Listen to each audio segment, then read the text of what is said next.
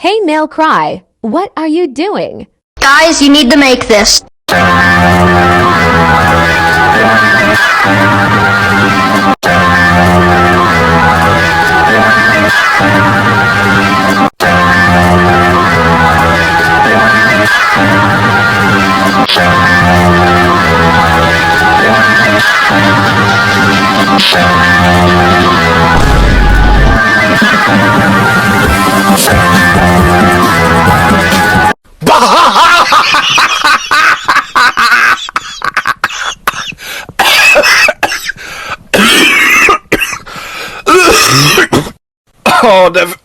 Det var helt forferdelig.